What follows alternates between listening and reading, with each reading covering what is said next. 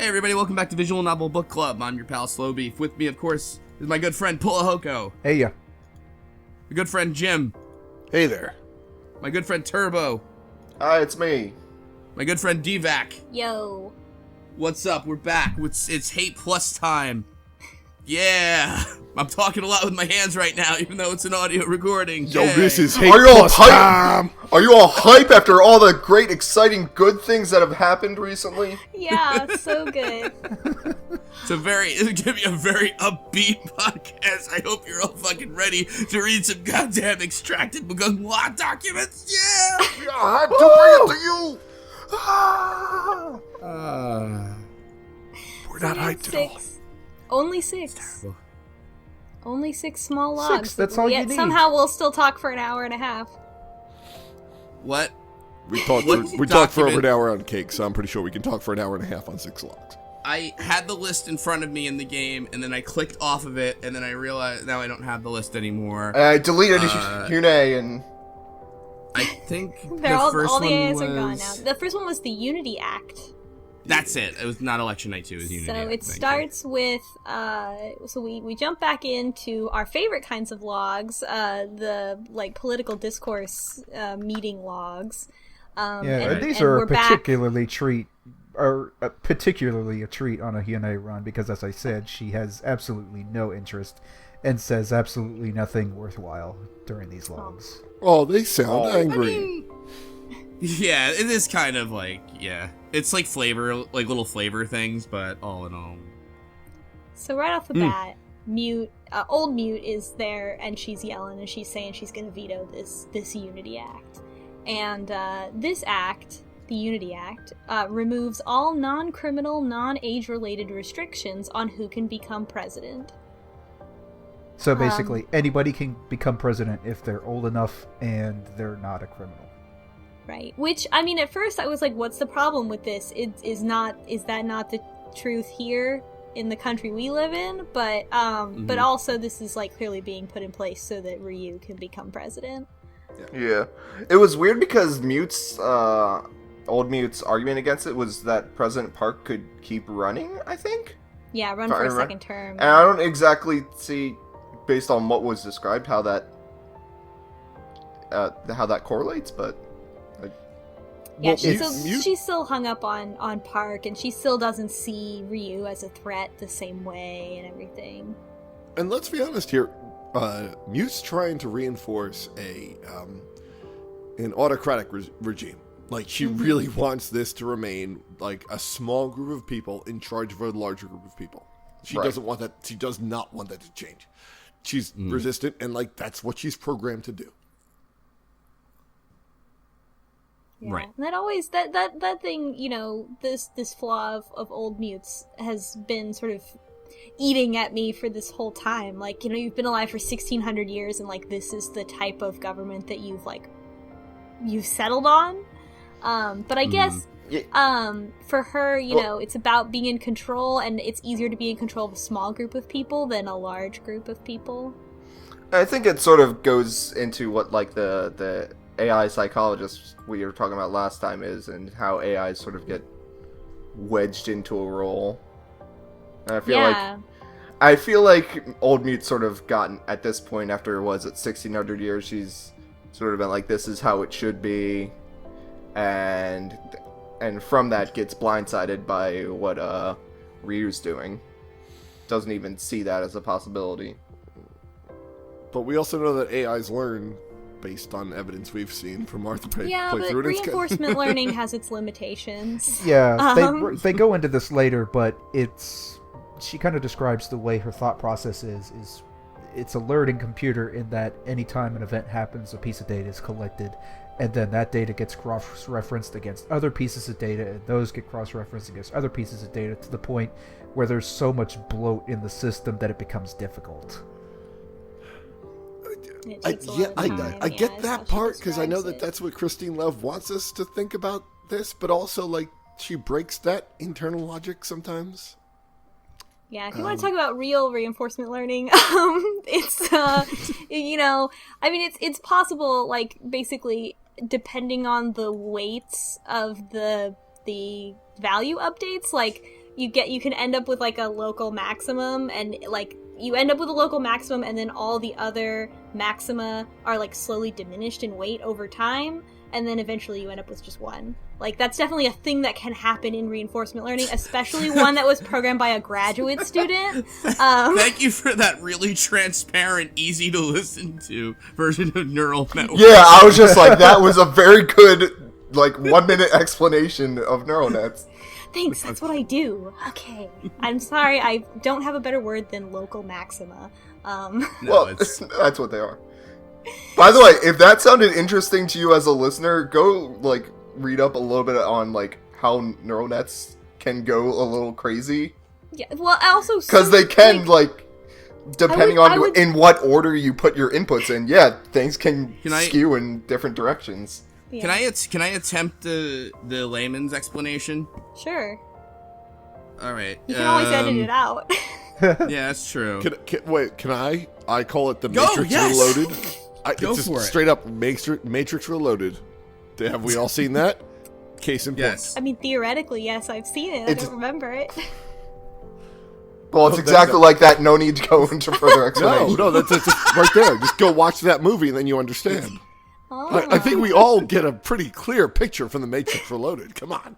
You know how in real human organic brains you'll look at something like a picture of a dog and someone will say that's a dog, and then you look at another picture of a dog and someone says that's a dog, and you start building these pathways. You see something that's like a dog but it's not, and someone says that's not a dog, and you learn like, oh wait, my neural pathway should say if it's something like that it's not a dog, and you get this sort of formula, not really a formula, but the idea is there's a bunch of nodes that like control this like decision that says this is a dog or it's not a dog. And as you get more and more information, it can add weight to it. So you might see something like it's furry, moving, it's got 4 legs, a tail. You think it's a dog, so it's probably one, but you can't be absolutely sure. You get on the idea is internet, that- you start calling everything a dog. Yeah. So the normal way to like solve problems and stuff is you get like functions and programs and algorithms that do it, but neural networks are kind of just series of nodes that like have weight that pulls information, like pulls the values one way or the other. I'm sorry, that's how I visualize it. I know it's, but like, and the idea is like the output of it's the whole network. You know, it's not like just a formula or a way of figuring out. I would say it's if you want to learn more about neural nets, start with learning about machine learning. If you don't, if you've never been exposed to it, start with reinforcement learning because it's very straightforward. Just listen- Neural nets can be kind of a total black box, even to the people that use them. So No, I explained Not it my perfectly. favorite. You don't need to read any of this. Don't Yeah. All right, so my interpretation is now neural nets are super interesting though. If AI They are. does interest you, it is a hard thing to get into, but you know it's one of the things that people designed to try and be most closely related to the human brain. which is why it's Yeah. so incomprehensible. Yes. Exactly. Yeah. I'm surprised that That's they the call whole- it yeah. reinforcement learning because that sounds like something a human would do. I figured Yeah, they would give reinforcement us That's learning exactly is it. based off Oh, of language. like Pavlovian response. It's kind of like, Yeah. so I was just thinking that, like, apart from my Matrix jokes, Let me go get my AI book from It's like- college and let's just go through all My the learning modules. username is Devious Vacuum because it is based off of my AI textbook from college. so it's basically like if it walks like a duck and it quacks like a duck, maybe it's a duck, but Maybe what it's if a dog. What if it wasn't? Yeah, and that's called probabilistic machine learning. Yep. What do you call it? I took one class in it for business school Oh, recently. cool. I'm They glad. made you take a One. computer learning class for business? Yeah, actually, it was like marketing data analysis. It was all data mining stuff and how you like get ads off of like, you know, what people say on the internet. Haha, we collect everything. No, and it's all stuff like SVC, like shit, what's it called? SVA and like it's like how you cluster. It's all like all cluster statistics and how you pigeonhole like advanced data, and ANN or artificial neural network. Oh, was and one that's of the like stuff how we you did. how you like Yay. weed out the useless data and stuff. Yeah. Yeah, more or less. It's basically how you give ukulele a 2 out of 10 and then you get all the clicks. And now I've pulled out my artificial intelligence book from college that I'm going to skip through later. Thank you, Visual Novel Book Club. Which one is it? Let's see. It is, let me pull it back out. Artificial Intelligence, A Modern Approach, 3rd That's edition. where my username is from. Let us know what the Russell book and Norman recommends if book. our AI starts asking for cakes. I'm going to have to ask about the correlation there. About the devious vacuum later. We can talk about the vacuum robot they use in their examples later. Oh, I think I remember now. Anyway, so the Unity Act in this game that we're playing. What? What game? Let's go back to my yeah. computer science course from college. Welcome to our AI podcast, and visual novel book club, of course.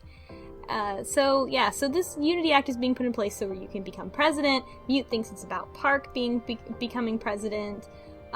Mute asks for a compromise with an amendment that presidents can't have more than one term, or at least non-noble presidents can't have more than one term, which would of course still protect Ryu, but Ryu is opposed to changing anything at all. So at this point it seems like it's just posturing, like it's just showing how much, like he's sort of like showing how much power he really has over the council.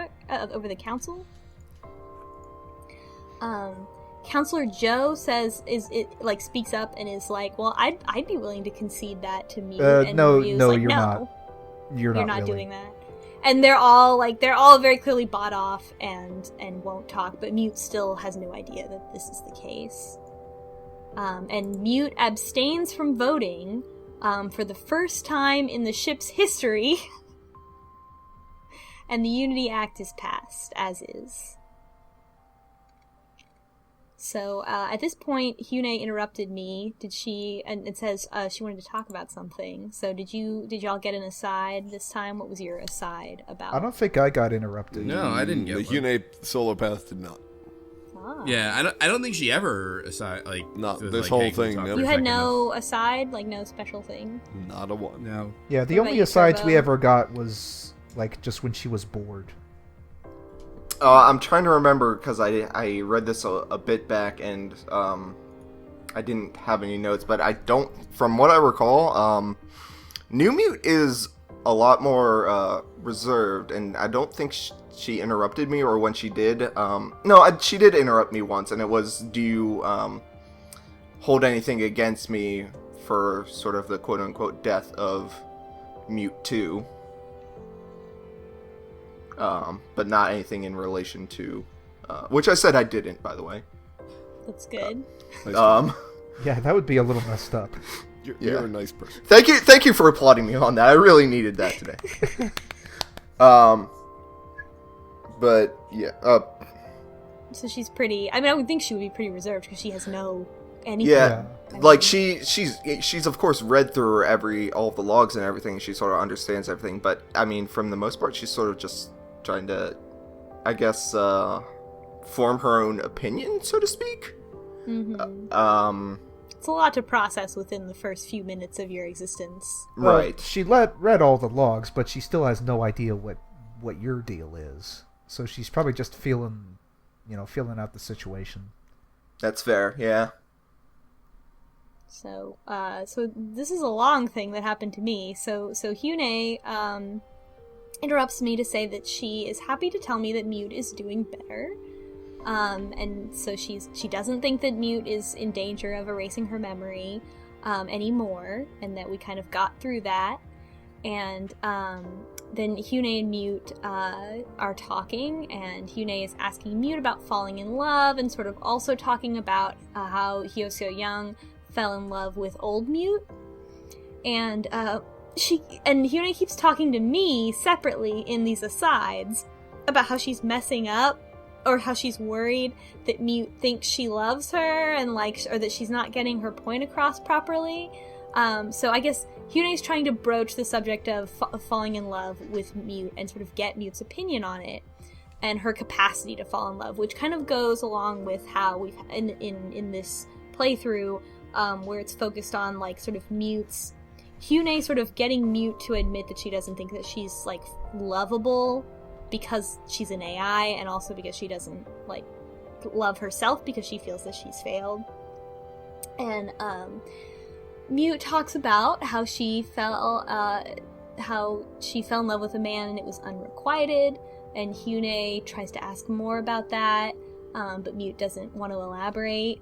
And then finally Hyune takes me aside in case I didn't realize what was going on, and she asks me again, what does she say? What should I say?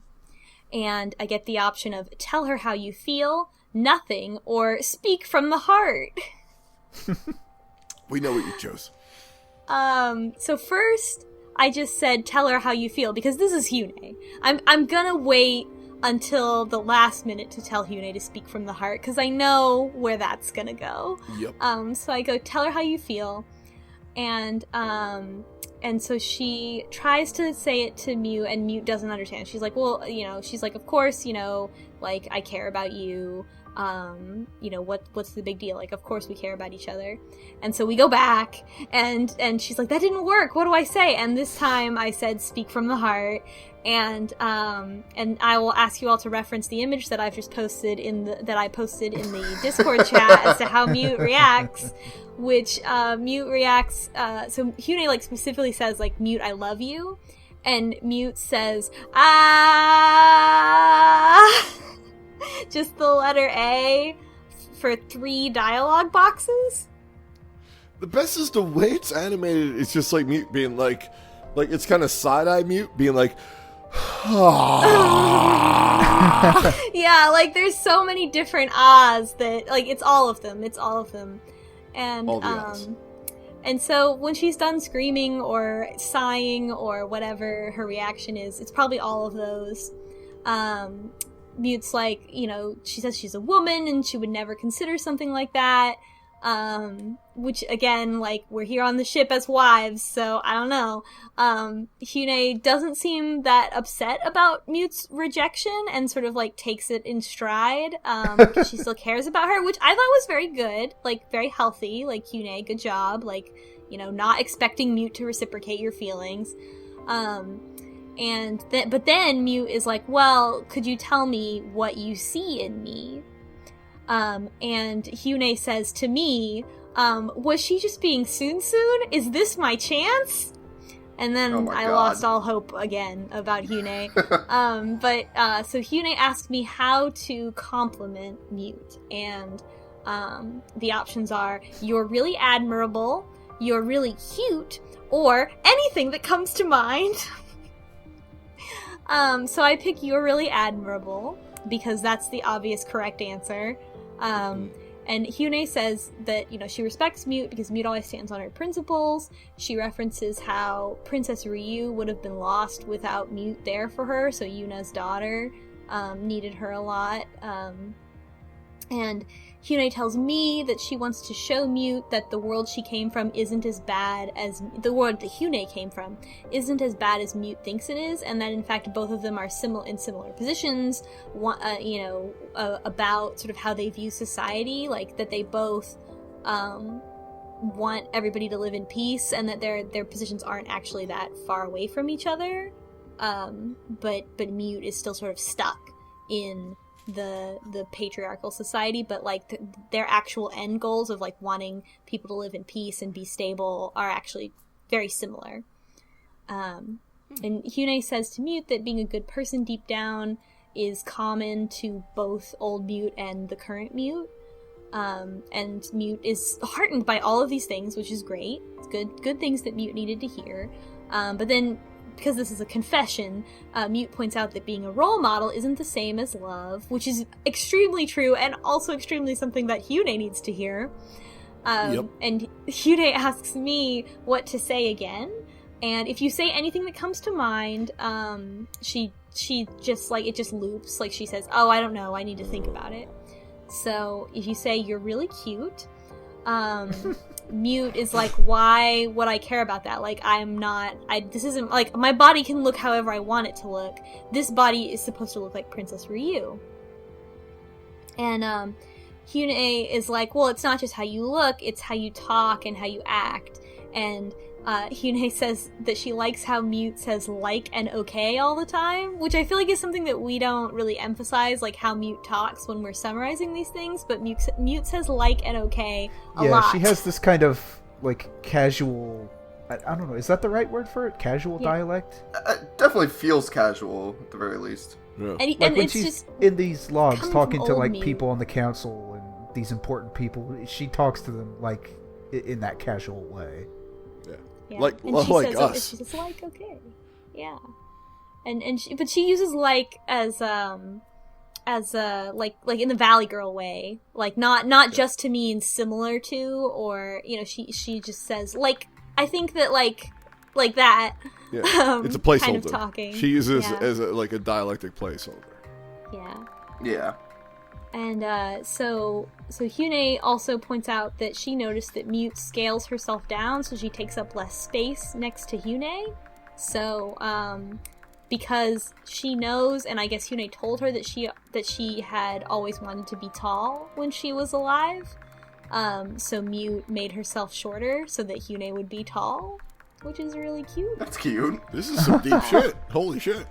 Yeah, so that's why they have such a height difference in the game, I guess. Mute says... we've never seen that, only you have. Oh, right, yeah, sorry. In the screenshot that is surely accompanying these things. So they have a height... Because they didn't have a height difference in Analog. They, took up the same space on the screen. It wasn't like Mute was lower on the screen than Hyune was, I don't think. Anyway. She wasn't, but she gave the impression that she was smaller somehow. Yeah. Oh, because of her personality. Yeah. But yeah, Mute. So Mute also says that that she can't change her default hair color apparently, because Princess Ryu obviously had black hair, and Hyune points out that old Mute changed her hair to white. So like she's basically like, Mute, you don't have to lie about that to us. Like you had to lie that you must have lied to the Empress. And so then Mute is like, oh yeah, that you're right, like I won't lie about it anymore. I actually did lie to Yuna, so that I wouldn't have to change my hair, because like that's like part of who she was, and she didn't want to completely compromise that. So now she's like, oh yeah, you're right, I've always been like this, you're correct. And Hyune says she wants to be there to comfort Mute. And Mute recoils at this because she views herself as the older one. And they argue about who is the older one for a while. We also learned that Hyune's birthday is August 30th. And I didn't look up what zodiac sign that is. Scorpio. Scorpio. Wow. Would not. I don't know offhand, but my birthday's August 20th, October. so I know like 2 days later is Scorpio. No, August 30th is Leo? No, Or Leo's 22. Virgo? Maybe I'm wrong. Is it Virgo? It might be Virgo, which is the one after Leo. Hyune's definitely a Virgo, though. There you go. Okay, anyway. Like, totally. So, Mute says, so Mute says, they argue about who's older. Hyune's technically older, but Mute is, like, experientially older. Mute says that she still doesn't accept Hyune's feelings, but when they both have robot bodies, she would let Hyune brush her hair. And Hyune is happy about this. Oh, thank God we don't have to do that anymore. I know, that's how I felt, no, too. I still have to. You still have to do it. that. Yep, you promised. But Hyune is in love with everyone. She needs to just be able to be friends with people. But she has no experience with friends, so, It'll all be better once she has a larger social, circle with other androids on Earth. I wonder And a if larger there's, body. if there's, online forums or something for, robot wives. Where they just hang out and talk about There's stuff for that now, I'm sure. So yeah, there actually is stuff. There's definitely stuff. The fake housewives of Do you think if you're like Pyongyang, all your stuff is just exploding, like if all your instincts and all these you're like, hey, I'm a teenager and I've got all these feelings exploding right now, do they just do that infinity if you've been programmed into an AI? Because that sounds like the worst thing ever. it really depends on An eternity the of learning puberty. structure. Oh yeah. my God. Well, in chapter 18 of... No. Well, so, a fundamental limitation of machine learning is that it can only, like, people, like, the reason you shouldn't be scared about, like, your robots taking over is that machine learning is a structure set up by a person, and there's a fundamental limitation to how big of a space that learning takes place in. So, like, a robot that knows everything about cleaning your house is not going to be able to learn how to drive a car unless driving a car is, like, a part of its world. And its world is only a house, so it's never going to be able to conceptualize a car. So it really depends. So yeah. So Nice. so that was the aside. So The you're saying a confession. devious vacuum couldn't drive a car? No.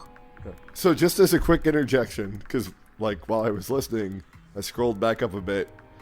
You posted a screenshot the very first time we did Hate Plus, and Hune is significantly taller than Mute. Oh, I gotta see. Yeah. Yeah, You can see it's, in the one I just posted also how much shorter. Yeah, Mute but like is. that It's isn't like a something head shorter. that adaptively happened. That was straight from the beginning. Yeah, so they're like that also because then when they're reading, like, you can see both of their faces clearly because Hune is like a full head taller than Mute. Anyway, the laws. So now we're on the president's arrest by Hyo-Seo-young. Shit hits So- the fan. Yeah. So in 4044, Mute interrupts Seo-young's dinner with her daughter with an emergency. The President Park is going to be arrested by High Counselor Ryu for conspiracy to commit electoral fraud, which is definitely real and not made up. Nope. Not And bullshit. Mute actually has no jurisdiction here, because it's She fakes it really well, though. Yeah. Just get The- there. You've got 5 minutes to get there. Stall them. Just do something. And Mute wants to get President Park to change the spaceship's root password so it couldn't be transferred to Ryu when he becomes president. Or, Yeah, I so guess- this is our first indication that Mute, like, actually knows what's going on. From Yeah. Ryu's perspective, Ryu has the gambit going on. Yeah. Yeah, At so this- first yeah, she I guess wasn't this sure. is She it. wasn't sure if it was Ryu or if it was Park. But at this point, okay, yeah, this is a clear power play. He's going after Park to get something. I gotta be honest with you. This is when I started disliking the game. Not so much really? the interpersonal relationships. I'm enjoying the fact that they like so they have this idea of Mute as this person who has been able to like forestall all these other political uprisings for 1600 years, but she doesn't pick up on this stuff. And the explanation is, well, AIs just burn out after a while. Doesn't seem to follow logically with what we've learned about her and her personality during this whole experience. Yeah, her power, her power level is very inconsistent. Like I just don't get it. Like if you're able to do this and you're still able to communicate with these people so well, you should pick up on this. You should pick up on this. Yeah, This should I be get what very you obvious. mean now. It's like she's everywhere except for places where she needs to be to figure this out. Yeah. Like she can be in the commander's earpiece, she can be on the monitors, but she can't be in the places where she would have needed to be to figure all this out ahead of time. She We can haven't get her. heard, like, oh, sorry. Oh no, go ahead. We just haven't heard that there's any privacy laws in this spaceship society that would prevent Mute from watching Ryu with cameras at all times. Like, we haven't sort of run into that privacy issue, so it makes it even weirder. Especially when, like, Hyo-Seo-young is like, I know my husband's been murdered because I can monitor anyone and I can track anyone. Then why, like, if they can track everyone, then why wouldn't they be tracking, you know, they would be tracking these Ryu, people. and they would see that Ryu is with Yuna, they would be tracking Yuna, and they would be tracking Yuna's weird sister wife. Like, they would mean, absolutely know about those things. Yep. Yeah, especially these people that are of high interest that they should be watching anyway. That's the connection. That's the plot point that we're missing. Why are they finding a way to obscure this, or are they doing everything on paper like we talked about earlier? Paper, yeah, they do paper, but that doesn't seem like enough. Like, because they still have to physically go places or send messengers, which again, they have to communicate with the messenger somehow. And that's what's happening right now. Like, this is like she literally has to tell Seo Young to go there, to interfere to buy her time while she's in another location, like a physical location, to tell somebody else to do something else while somebody's biding time outside the place. And I'm like, when you're doing all that, the fact that you can't keep up with the political realities of the situation, like it that collapses for me. And that's why I started getting like annoyed. Like, I do like the interpersonal relationships, like the when you like bring up the fact that, like, you know, you have like different people interacting in a world that we haven't seen before. That seems real to me, or at least like you can buy it. But like when you have somebody who you've set up as this being that can control a populace for this long, and then their downfall is they just don't pay attention, it just I stop buying in. Yeah, I see that.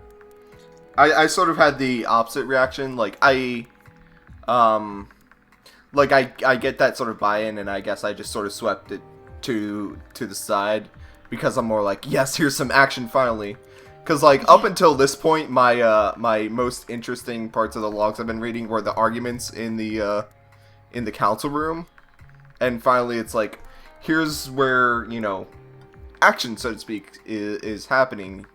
You know, this is sort of where Ryu makes his, you know, sort of puts himself forward as a villain in our character's eyes. We already know him as the big bad, so to speak. Mm-hmm. And so now it's sort of a standoff between Mute and Ryu, and of course we already know how that goes, but it's still sort of interesting to see where that action takes place. But like you said, it, you know, if you look at it at any sort of depth, it doesn't truly make sense, because Mute should be able to see any of this beforehand. Or even Go ahead. What's his name? Heyo or Hyo? Yeah. She can monitor pretty much anything herself. She doesn't even have to be a super strong AI or whatever, who is also my wife. They have a force. They have a security force, of people. Like, when they invade Ryu's house, like, their elite team is like 30 people, and that's the best people they have. So there's like all these other people that are not the best. Like, it's so many people, like, to get dedicating their time to monitoring and data analysis and stuff like that. Like, they can't all just be patrolling around like Metal Gear Solid soldiers, like, being like, oh, anything suspicious around here? Must be the wind. Whose footprints are these? And, it is, I think, I definitely feel that.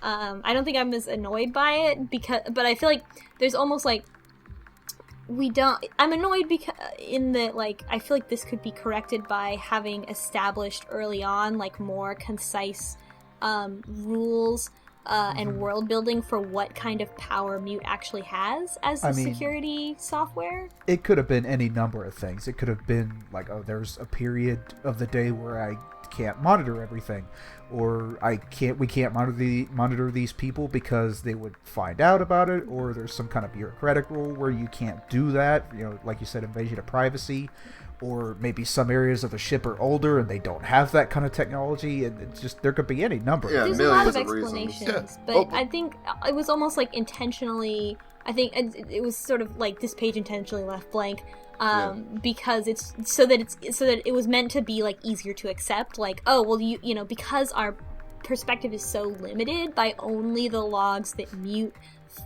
saved in this emergency situation, like, we just have to take it for granted that the way that her power is described is internally consistent.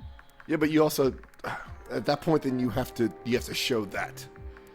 And that's what I'm getting. It's more like the I don't care as much about the external consistency, because we're reading a visual novel about stuff that's crazy and in the future and is fun, but like that like it's the internal consistency that I don't get. Like they've never shown us the limitations to mute that would explain this, and that's what I'm waiting for. And I mean, I'm Mute's not failure getting it. is basically a Deus Ex Machina at this point. Yeah, they're just like, well, you know what? She could do everything else, but not this, because she degrades over time, which is a nice idea. But like, explain that more. Give me a solid reason for why she degraded in this particular instant. Yeah, it would have been better, like, early on to, like, and they could have done it early on because, again, we have logs from Mute right when she's reactivated, so her limitations could have been made more explicit, that might have made this feel a little bit more understandable, instead of being like, why can't Mute do all these things at once? Like, okay, so she can't read messages that are sent, so what about the video feed? Like, she can very clearly interpret video data. Like, why is this hard, kind of situation. And they've already shown, like, I mean, it's going to come up in a little bit, but like, they've already shown that the root password is like a magical tool. So like, if you have that, have another magical tool of like, oh, you could totally shield Mute from seeing this if you had this password. Yeah, that's true. Yeah, they could have been, we'll get to the navigation AI in the next log. But yeah, so Mute has enough time to talk to Park. I think another way that she could have failed and still be omnipotent is if, instead, because in this case, like, she can't change the password herself, Park needs to do it, and so, like, another way that she could have failed, in a way that would be more, like, she would still be, even if she was omnipotent, she can't physically do anything, and so if the people around her are too slow or refuse to do what she says, then she can't do anything about it. And I think that would have also been a way for her to have failed, that would have been a little bit more consistent. But it also would have sort of changed the whole flavor of everything, because she would have been more of a victim and probably wouldn't have blamed herself as much. So, let's see. So President Park emerges and is arrested, and after it's over, Seo Young tells Mute that she's scared, and Mute simply agrees, not offering any more information on what happened.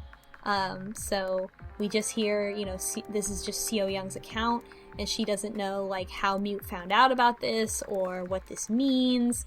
And so it ends with Seo Young feeling powerless about what's going on in their world, and we get in this and in the next log, Election Night 2, we really get, or maybe the daily report, I think, from Seo Young, how Seo Young and Mute are both sort of powerless and out of touch. Yep. And I think that's and that's what we've been calling them out of touch this whole time, and now, like, they finally realize it, and I think this is an interesting decision. But so the next log is Election Night 2, where it starts with Mute joking. So this is written by old Mute. It starts with Mute joking about how now that Ryu is president, he might as well call himself emperor. That's one for the audience there. Funny when everybody dies. So now they're finally talking. Now Mute and Seo Young are finally talking about how it was Ryu all along, and they never thought that Ryu would do this. They're like, why would he, the people who are already in power, why would they want more power? I've only been alive for 1,600 years, and I would never appreciate this, except for the fact that in this very log, we acknowledge the fact that people always want power. Yeah, and Mute talks about a democratic revolution in 2551 that lasted 5 years. And so this... Why did they gloss over this? This sounded so cool. Yeah. It really did. Yeah, it's like this, there was a previous revolt, and people actually took hostages and kind of held the root password at ransom. Magical thing. Yeah, and I think they had to give the password. Or they had to compromise or something. Yeah, so the ship's navigation AI, which was another AI named Star, was irreparably damaged in the process. and so I'm a little annoyed because it's asterisk star, so star. Star, Oh, our friend Star, Star, Star, who was a teach me how man, to shine. who was a boy AI, and Mute doesn't remember Star, but Hyune, if you have Hyune actually says to Mute that that she knew about Star because he was alive when she was alive, and he was on a mission patch. I don't know what that means. I think it means like a propaganda thing, like a little logo that's like, oh yeah, here's Mute and here's Star. These are the people that run our ship. Wait, how does your Hyune know more than my Hyune? Because like mine had no. Well, did you offering train your about Hyune? Star. Well, Yeah, it's really only Hyune level 8 that has that memory. that's a fucking Yeah, bullshit. my I Hyune says grinded she knew Hyune about all the Star way when up. she was alive. She remembered him from when she was a kid. You gotta feed your Hyune your Here's vitamins. how it works. Here's how it works for the layman. If you show Hyune a picture of a dog repeatedly, she starts to understand. And so Seo Young and Mute have a drink together. They have that wine that Seong Bok brought to her in like one of the first logs we read, and it's Yep. bad. Real And she had been saving that wine to have with her husband because this year was their 20th wedding anniversary. And so she's sad, and she kind of is like, well, good thing I didn't have this with him because it's bad. And then Mute sort of goes I actually off really and- like that dialogue there. Yeah, it was good. I'm glad like we're not just forgetting Professor Kim. Like he's like Seo Young is still affected by his death and continues to be, and I like that detail. She's not like completely obsessed with Mute and has forgotten her husband or anything. And, I even just it's weird to nitpick on, but I just like the fact that the wine was bad, and it wasn't just like I don't know. I like when sort of weird negative things happen to the side of characters instead of just like, oh, they enjoyed the wine that they were gonna have with her husband. It's like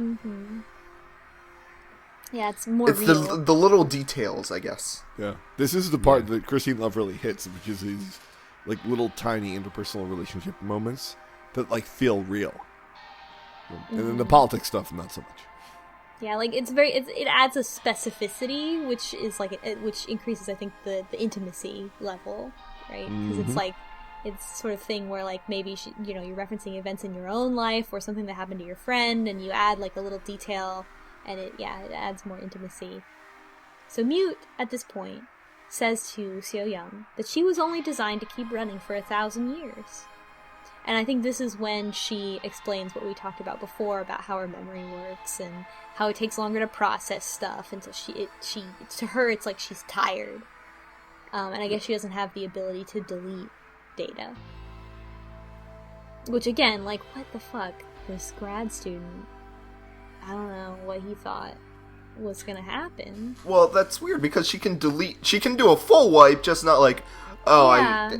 I just Tuesday the 30th of March, 18 years ago, that nothing happened on there, but I can't erase it.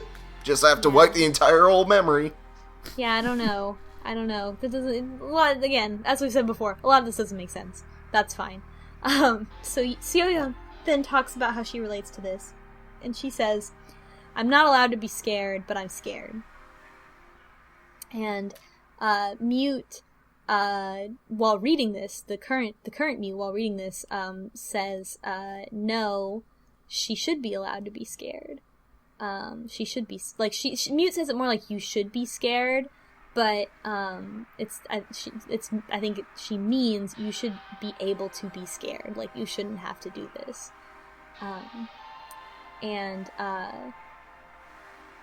Then Old Mute specifically says that she will do whatever she can to keep the Magungwa safe, even if it kills her, which we know doesn't happen. Because she can't. But she can say it, but she can't actually do it. So, and this is getting into, I think, one of the, finally, like, I think after we got the logs about Yuna, then Yuna, Seo Young, and So Yi are really all centered around this theme of women who are have this like self-imposed, very strict requirement to be strong at all times, and it is impossible for human beings to be strong at all times. And so how they, by not acknowledging their weaknesses or allowing themselves to be weak at any time, sort of fail at what they're supposed to do, or fall victim to their own trauma because they refuse to process it. So I think that's a really interesting theme in this game. Yeah, we're talking about a very flawed society. I mean, with just it kind of emphasizes the isolation of what's happened on this ship, with not being like when you separate human society from the ability to interact and introduce new ideas apart, like, not as big as your society may be, the ability to interact and introduce these things like into a larger world, you end up with flaws that will just keep amplifying themselves over time. Yeah, and that's a parallel to the AI and Mute's inability to change, I think, as well over time. So it's all kind of going in that direction, because Mute is of course the ultimate example of all of this, like that she's trying to, she can't ever be weak and always needs to be in control, and ultimately fails because of that. So the next thing is, or the next log is daily report for December 11th from Hyo Seo-young. So this is what Yuna was referring to when she was like, oh, you were in drag at this party or whatever, and what she was referring to is that Hyo Seo-young attended Ryu's inauguration party in uniform, and so she was the only woman wearing pants at this event. So cool, Yuna. That was a shitty thing to say in a lot of ways, or many ways. She actually was in regular male style dress because it's been so long since she's been to any kind of social event, to where she just didn't know that it was. She didn't know that they didn't wear their event. uniforms anymore. Yeah, like she kind of implied that, like, at previous formal events that she, like the last time she was at a formal event, that she would just wear her uniform and that was formal. But now it seems that all women wear fancy dresses regardless of whether they're in the military or not.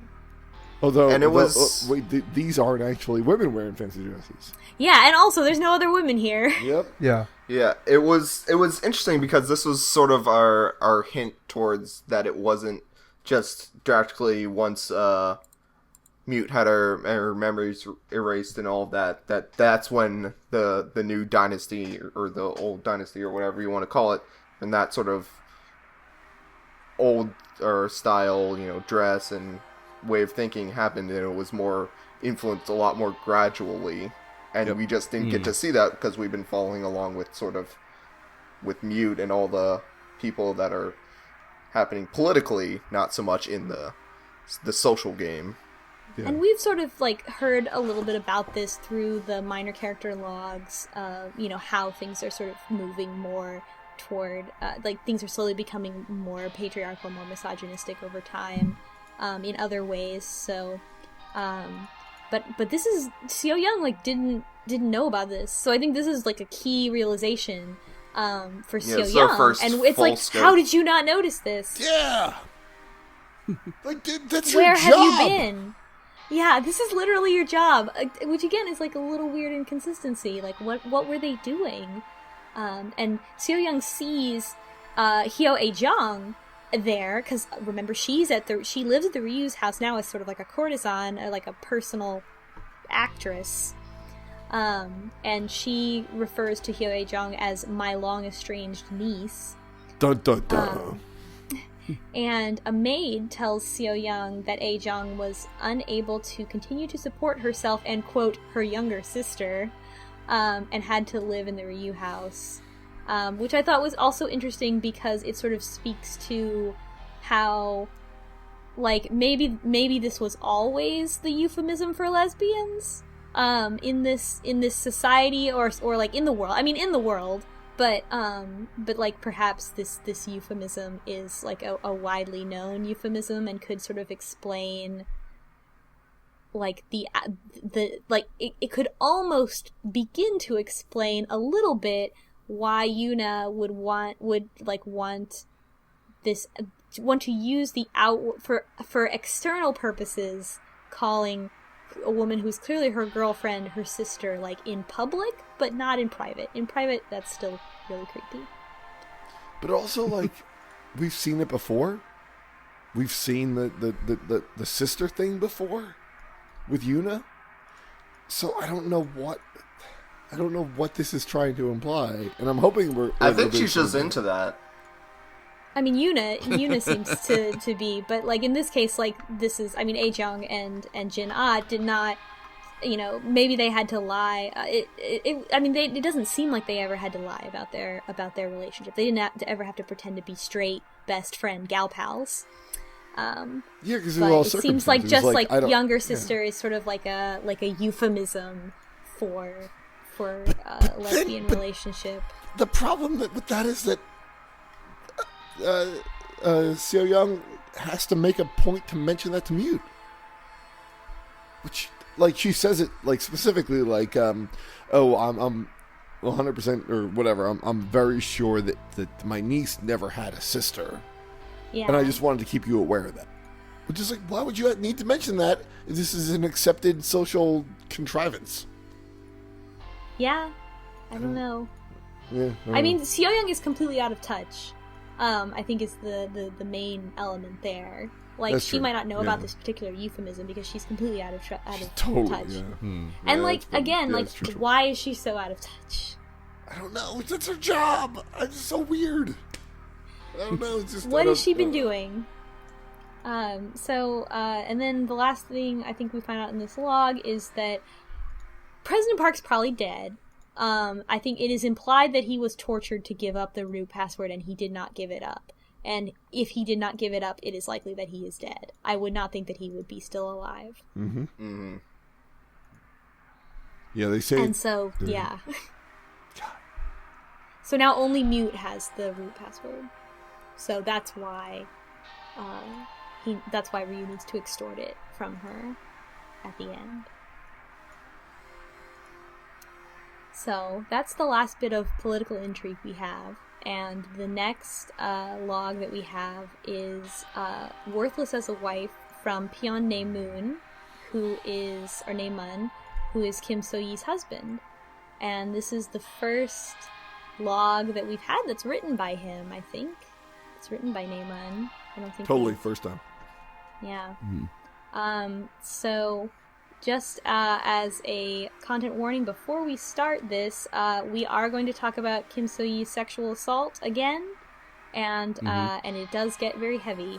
So, do you want to put in a skip? Yeah. Exactly. Please jump to 1 hour, 7 minutes, 5 seconds, and we'll be past that. So, this is Pyeon Nae-moon writing to his brother, although this letter is never sent. And he, at this point, it has been a year, and since So-yee was fired, and she still hasn't gotten a new job. Could I actually talk about this one? Sure. Because I like this log. It is heavy, as we said, but this log says a lot without actually saying a lot, if that makes sense. It kind of involves... what is her name? Kim So-yee. Some time has passed, and we can see that she's kind of breaking down. Nae-moon gets home one day, and she's just kind of in a fit, just furiously scrubbing the floor, and just is on this kick like where she's at this point, like not very old. And she's thinking, I'm worthless. I can't keep the house clean. I can't keep a steady job. People, I got fired for no reason. I'm doing all this research and nobody's taking me seriously. And, I'm your wife and I can't even do this. And I really like that this is written from the perspective of Namon, because we haven't really gotten much about his character yet, other than that he's supportive and he seems like, he's a good husband. But he's writing this to his brother, and he's kind of at his breaking point as well, because he's kind of coming to his brother like, look, I don't know what to do. I've tried being supportive. Obviously something really bad has happened to my wife, but I can't get her to tell me. I don't know what to do. I don't know what to say. I can't break her out of this. So, like, what should I do? And I find that to just be really relatable, because there are some situations where you're there and you're on board and you want to help people, but you don't know what to do. You don't know if getting involved is going to make the situation worse, or in this case, you're in situations where you're getting these questions thrown at you, like, I'm worthless, I can't do anything right, I can't hold down a job, I'm not committing, I'm not doing anything, and you can't, you don't know what to say. I think that's... Yes, sorry. And I think also, he's said a lot of great things to her already, and it doesn't stick, because he can try his best and he can say all the right things, but it's ultimately something that she has to, I think, acknowledge and deal with, and so I think no matter what he did, it's clear that there's really nothing that he can do to get through to her without her sort of opening up at all. Yeah, totally. And like we've seen before, like we've seen him say the right thing before, and like multiple times we've seen him be like the perfect, quote unquote, like a husband, and like he was saying all these perfect things, and it was like, well, yeah, he was a decent guy, but like he literally had no idea what he was doing, and now we get to see real clear that like he's trying, but he doesn't know what to do in any way, shape, or form. He's like, I like my young wife, but I don't know what to do. And it's very relatable. It's a very relatable situation for sure. Of like, I want to help you, but how? Yep.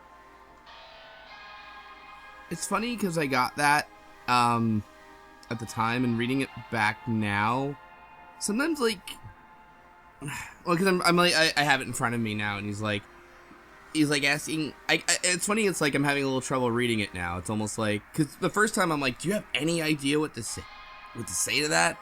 But then, like, his follow-up is, I have no idea how you're supposed to reassure women when they're telling the truth like that. And it's like, I can't tell if he's having this heart-to-heart with his brother, or if maybe he's just a little thick, and he's like, I'm not sure what's going on here. Do you know what I mean?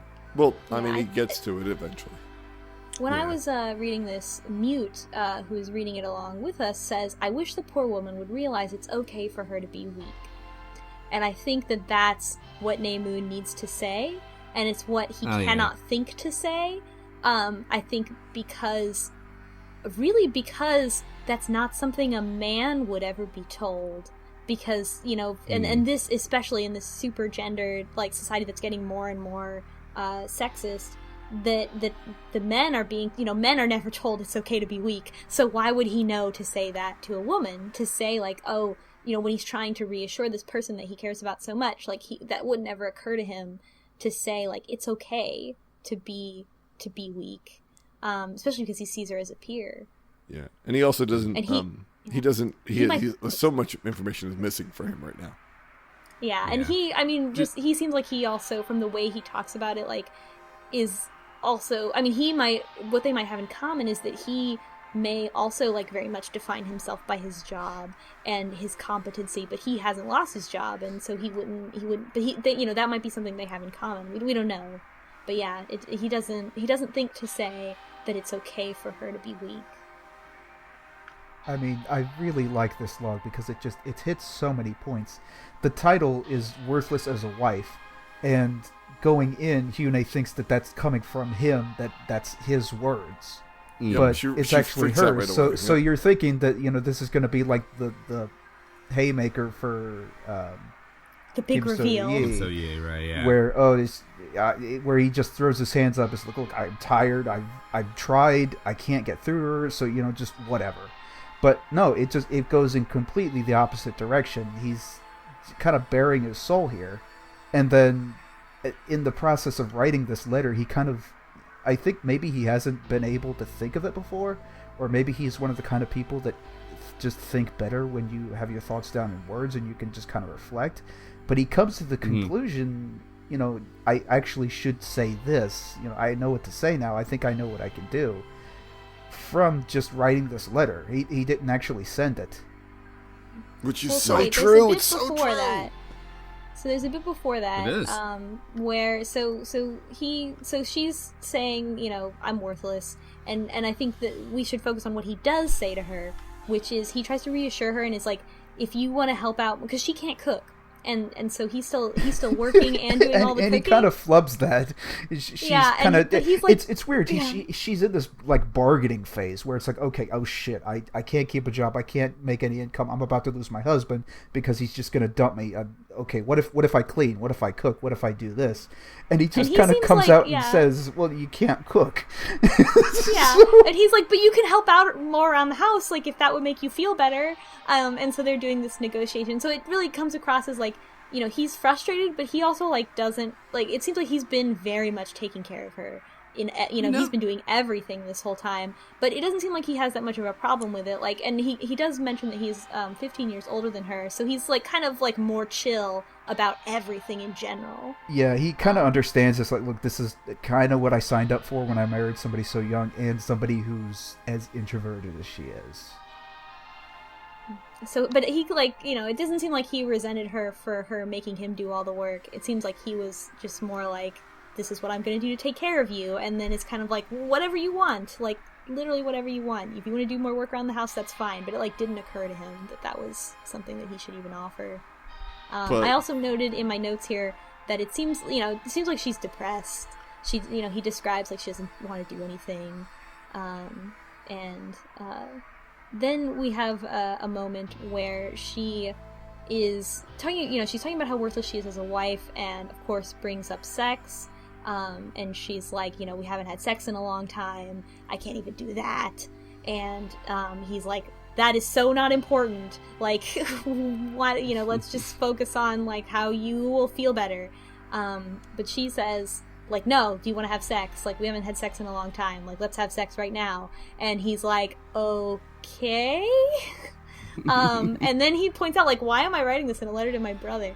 But okay. And then that's around the time he is like, I'm not actually sending this to you. And so she's like, let's have sex right now. And he is sort of a little suspicious of this, but he's like, okay. And he describes it as that he enjoyed it, but didn't feel like it made them any closer to each other. And so he's very, like, sort of disturbed by this, and he specifically describes the sex acts, which, again, letter to your brother, but okay. And it becomes apparent that she is recreating her initial sexual assault by Han, and it also implies that Han actually orally raped her, and she was unable to write that down in her logs. Yeah. I never caught that. Oh, no. So, in my game, the AIs actually specifically point this out. I never I Yune Solo, didn't she catch does that as either. well. I just mentions want to make a note here that trauma reenactment is when people recycle the events and relationships from their past trauma, and repeating old wounds by placing themselves at emotional risk or in physical danger in a compulsive mimicry of the past. So I just want to point out that trauma reenactment is a real phenomenon. Now you have a word for it, everyone who's listening. So God, this log is so good. I never caught that. Yeah. Yeah, so she reenacts her trauma. So like, it's very clear that, like, she's still depressed about this, about being raped. Obviously, she has no one to talk to about it. She will not open up to it about it to Naemun. And until she does, like, he has no idea how to help her, and he doesn't have the capacity to, or the training to understand, like, why, you know, unless someone he knew had also been raped or sexually assaulted, like, he has no way of knowing, like, oh, this is what happened to her. You know, especially because she loved her job so much. I mean, also to me, yeah. it just comes off like he Oh my is God. a person that is just kind of thick. Yeah, so Yune says And it. Just in I the don't think. Go ahead. Yeah. Sorry.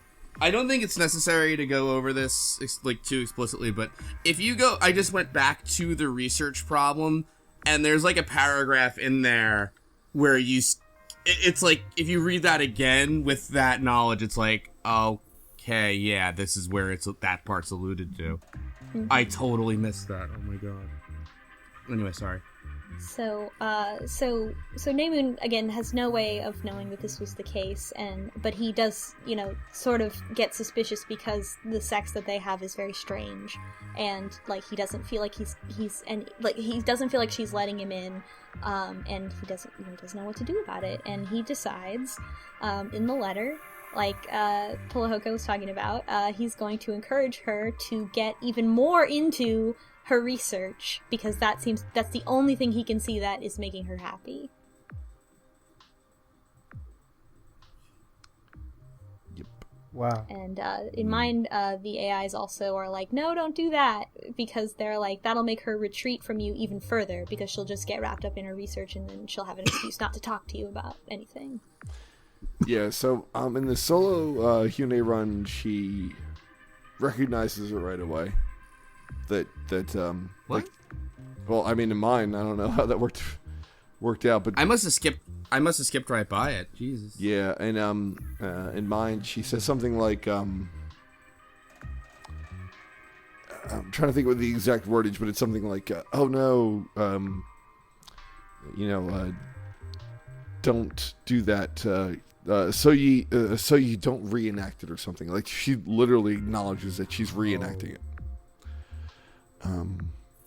Okay. I didn't match. Okay. Yeah. Got it. No, I figured. I mean, obviously, I thought she was reenacting it from the specific start of the act, mentioning it. It's just the way yeah. Okay, I understand now. Yeah. Okay. So now. Definitely very rough. Mm-hmm. I forgot that trauma reenactment was a thing. Like, it kind of hits hard because this is a real thing that people go through. This is a real thing that people do in real life for all kinds of trauma. Mm-hmm.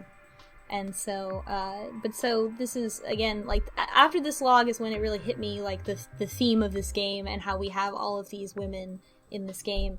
And it's sort of a rebuttal to the more simplistic, I think, message of Analog a Hate Story, which is this idea, of course, that oppression of women is bad, forcing women to be weak is bad.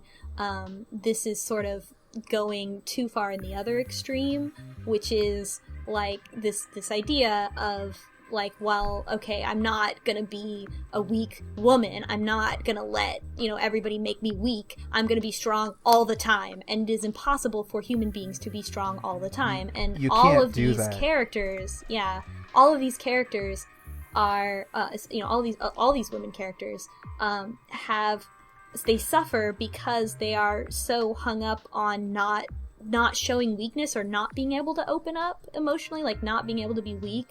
And they suffer consequences for it, or they can't move past their trauma. I think Yuna and So Yi especially, like, have trauma, and they cannot move past it because they won't open up, and I like they won't allow themselves to be weak. It's not all at once. It's just a slow buildup of just problem upon problem, just compounding until it just reaches this huge breaking point.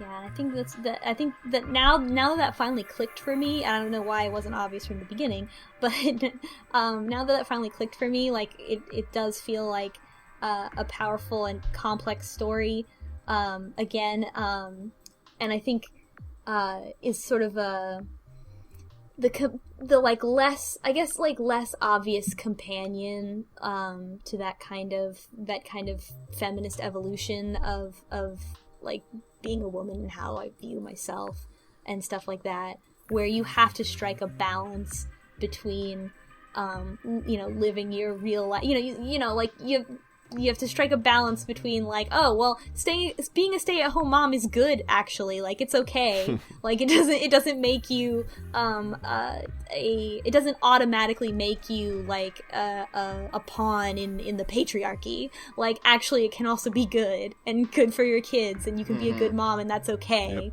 It doesn't make you unfeminist. Mm-hmm. And it's sort of touching on that kind of friction.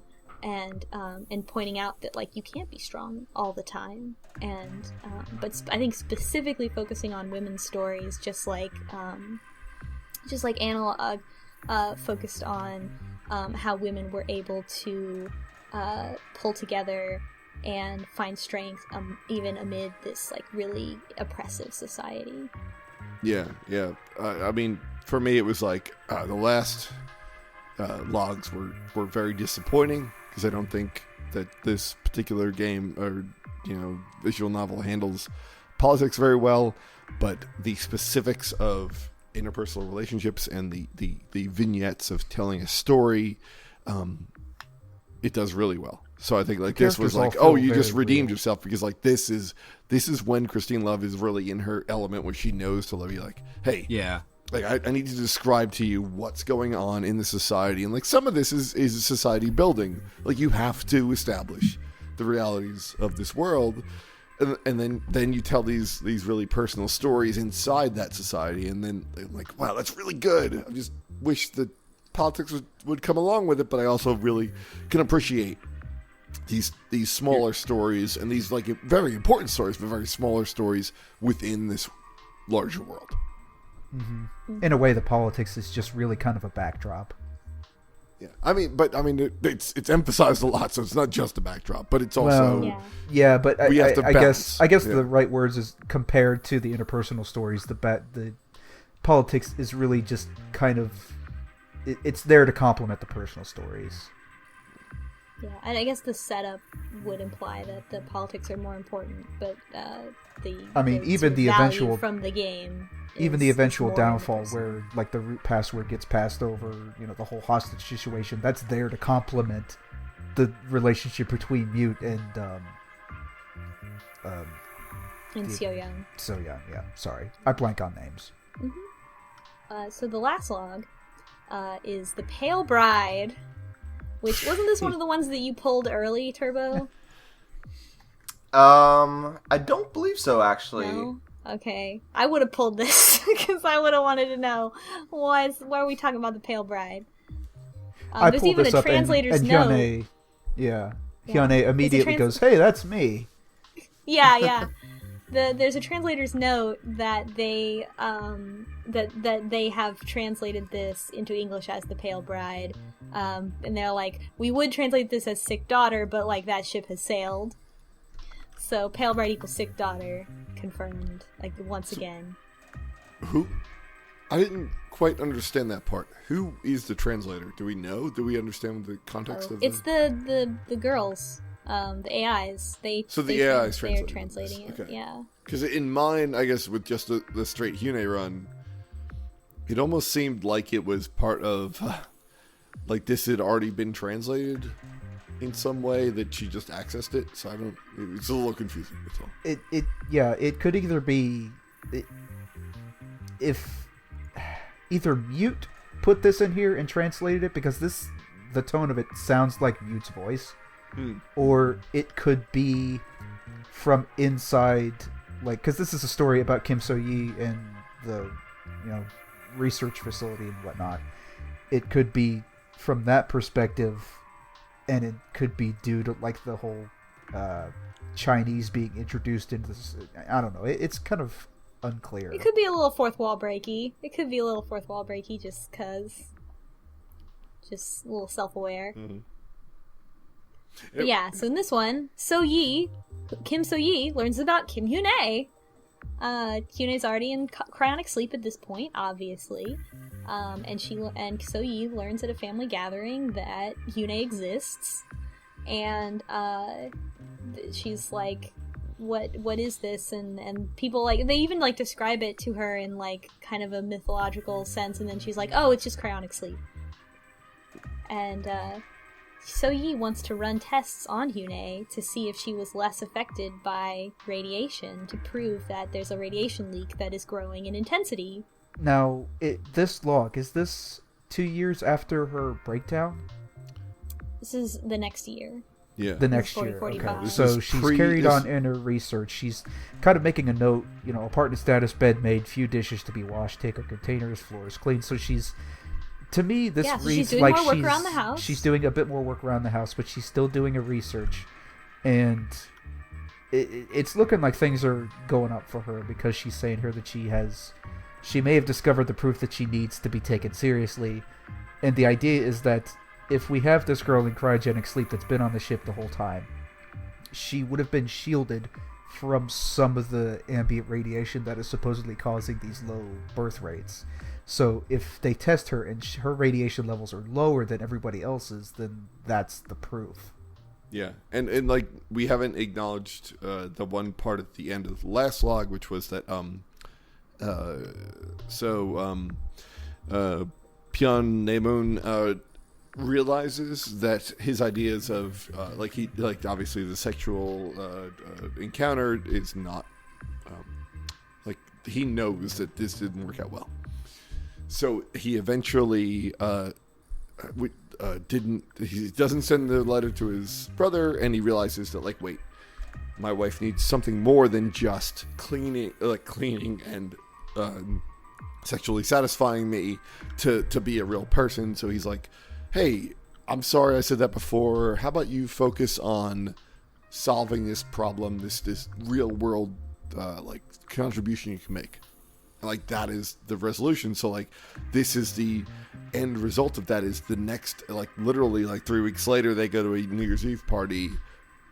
At some point her family tells her that there is this the myth of the Pale Bride is non-mythological, it's real. Here's the real Pale Bride. And then they negotiate a couple days later to come back and get buy her some time to get in there. And so they hack into the cryostasis pod, and So-Yi briefly wakes up Hyune and gets some of her blood, and then Hyune goes back to sleep. And we can see a photo if you click on the Pale Bride. Yeah. You can see a photo of Hyune as a real person. Oh wow! Yeah, not at all. Hyune's what like, I that's expected. me. Look, that's a photo of That's me. her. Again, Does anybody emphasizing not that see she's a it, or- real human and not an anime. Yeah, mate. Where were we at? If you click on, you can click on people's names, almost like hyperlinks in the logs. Pale Bride, there's one for her. I missed it until now, but if you click on that, you get the photorealistic drawing of Oh, Hyune. shit. Yeah. Oh, somebody put I'm that trying in to the figure chat. out- Yeah. Yeah. Oh. She doesn't look very Yeah. happy. Well, she was sick. Yeah, no, it's the link's not hidden, but it's close to the start of the log. So I missed it till we were just looking at it right now, and then I'm like, oh, it's clickable. Hey, So Hyune like is it's reading always- this, and she's like, I don't remember that. But she only woke her up very briefly, so she would have thought of it as a dream or not even remembered. If we're thinking term of events, actually no, this would have been in her memory. Because, well, I don't But know. she was We don't asleep, know if you know, was the AI Hyune created when everybody died. Yeah.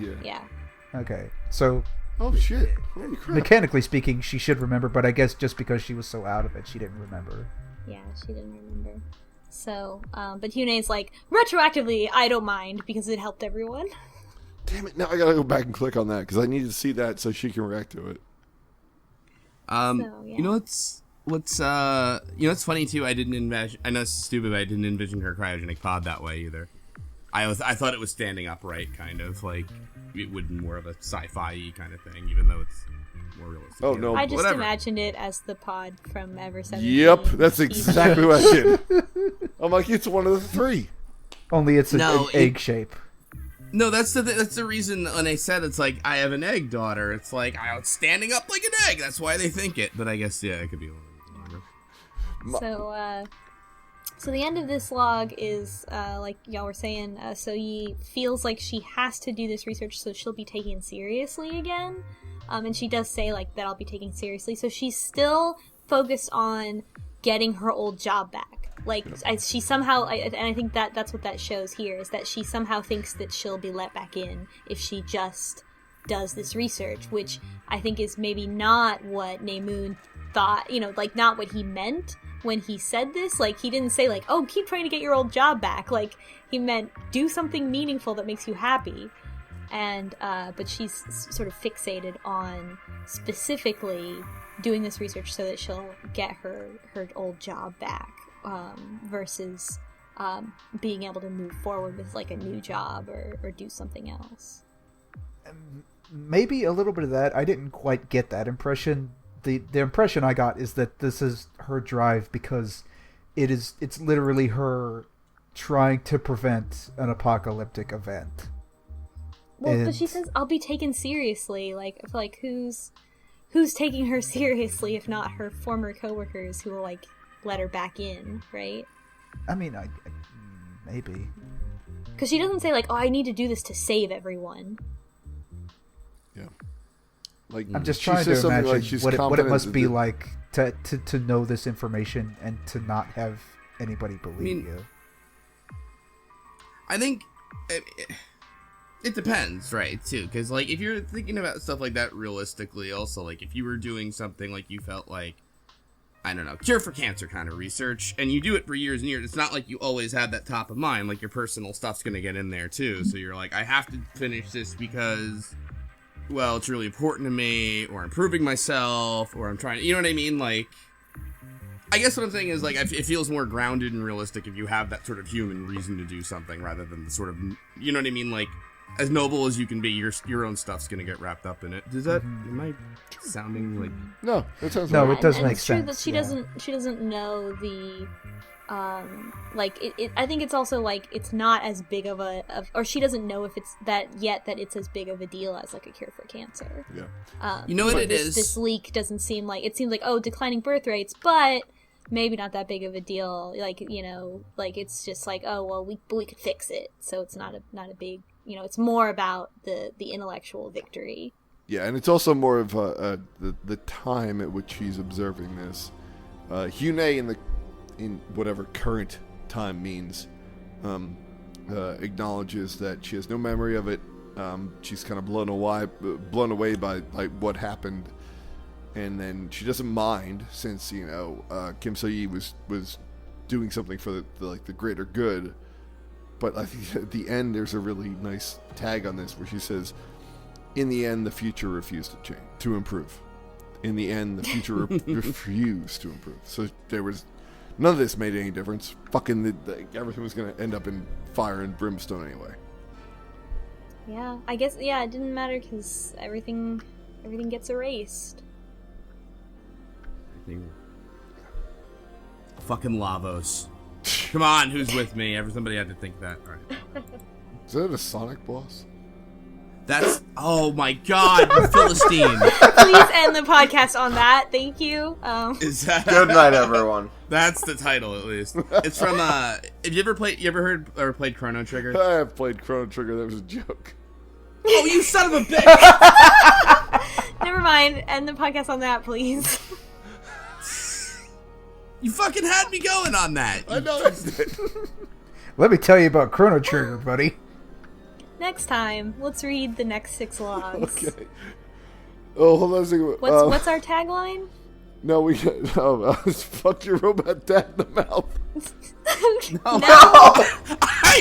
I was thinking that earlier today. I'm like, what's the tagline? Was fuck your robot It's dad? good No. luck come with up with a that. better Good one, luck damn with it. that robot AI shit show, or something like that. Oh, you're like, oh wait, it was. It really stuck with us, is what we're Good luck with saying. that robot Okay, maybe girlfriend not shit. the best tagline. I got it. It's I got it. It's because it's in the inbox. It's that. Oh yeah. We're It's gonna good. nail it Still once we waiting. get it. With the power of editing. It's some kind of the whole robot girl shit show you've got going on. So good luck with the whole robot girl shit show you've got. Good going luck on. with that. Fucking your robot dad in the mouth. All right. No. Anyway. Just saying. All right. Thanks for listening, everybody. Fuck your robot dad in the mouth. No! Fuck your robot dad and the robot girl shit Why show. do you have a robot dad? Fuck your Sonic 2 boss in the robot I shit am show so- girl mouth. I have And so many it refused to questions. change. And it's a picture of a dog. That's how the AI's learn. Green Hill Zone ends of each in your mouth. I'm ending the recording. I'm stopping my recording. We're about to math. Good, to hell with her. Now we can talk about her behind her back. All right, fine.